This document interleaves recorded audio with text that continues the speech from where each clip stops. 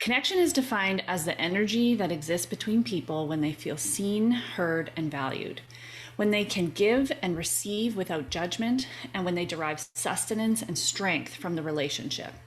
We've all experienced it, those times when you're just enmeshed with another human being, where you're sharing and listening, and you can feel that spark of our common humanity, that energetic magnetism. That is connection. And we all need it to survive. Quite literally, we need it to survive and to also fully thrive in our lives with a sense of purpose and meaning. Connection is a part of our neurobiology. And when we don't have it, like when we are disconnected from others, when we're reduced to text messages and no in-person contact, when we're afraid to even look or touch other people, when we are isolated, we suffer because we are meant to be with other people. Chronic aloneness will spur us into depression. When we feel hurt by someone, whether it's betrayal or humiliation, feeling invalidated or judged, it would be normal for us to feel disconnected. I'd say that this happens actually quite frequently. Think about all of your life and the times that someone has hurt you. The spark, it dies. It fizzles out. There's no longer that magnetic pull to that person. But then imagine that you speak up to that same person who hurt you about your feelings and your needs, and they respond to you with open concern and care.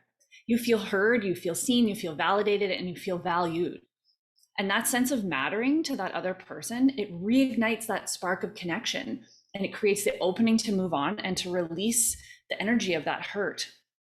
However, when that person, or as sometimes is the case, multiple persons dismiss your feelings, respond with judgment, criticism, belittling, or dismissing your feelings, that disconnection is what creates traumatic wounds. And over time, all wounds fester. And we can find ourselves swimming in a sea of shame and self-doubt or resentment and anger. But the shame and self-doubt is of particular concern because what can happen when we're disconnected from others is it can also lead to a disconnection from ourselves. We start to think that there's a flaw in us. We take it on the heart as a personal weakness, a personal failing. This is not a small thing to experience, these kinds of thoughts and feelings. Disconnection from yourself is a dark place, and it can lead to us building walls, hiding from our emotions, discounting or minimizing our needs for others and for connection. It leads to self-criticism and judgment, and it can be a really long, difficult road back.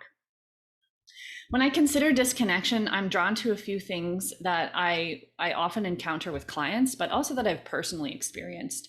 And first is growing up with abusive or emotionally unavailable parents or caregivers.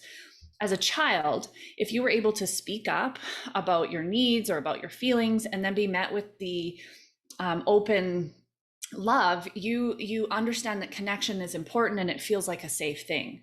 But when we're met with criticism and judgment, instead of that care and that feeling of mattering, it becomes deeply imprinted on us at sometimes young ages that connection is unsafe, that vulnerability is unsafe.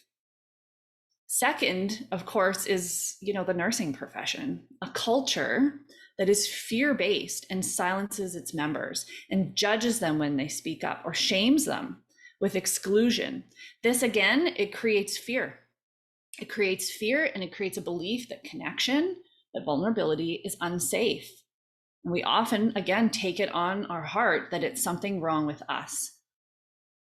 Lastly, I think about what's happening in our society as a whole. And with the social rejection and exclusion of unvaccinated people in our country and beyond, this has created an entire group of people who feel isolated, who feel disconnected from their families, their friends, and their colleagues, who feel shame and judgment. And through this process may have even turned to adaptive behaviors and patterns to try to protect ourselves, may have turned to hiding the truth of how we feel, hiding ourselves, and in turn, losing ourselves in the process. The way back from these dark places that disconnection can lead us, through my experience and through my learning, is by finding a safe space where you can literally brick by brick bit by bit, layer by layer, start to take down the walls that have been built by finding empathy and support that can hold space for you in all of your authentic flavors and allow you to re-emerge as your true self in a secure way. Finding a container like that is really important. This is actually what my base intention is. It's like the foundation of the work that I do in the NurseRx program is to create a safe container where nurses can explore these parts that they have been hiding, where they can gradually tear down the walls of distrust and shame and fear with vulnerability, courage, and honesty, where we can together attune our nervous systems that are wired for this type of connection to allow us to unlock ourselves, to unlock our passion, our sense of purpose and meaning, to feel valued and witnessed and supported, and to step back into a position of power in our lives. Now, if you're interested, you can find out more about the NurseRx program by checking out sandrapaynecoach.com. You can listen also to episodes of the End the Silence podcast right here on YouTube or on your favorite listening platforms. It's not just a cliche thing to say that we are wired for connection. It's true and it's necessary. And it just might be the very thing that can spark your way back to you.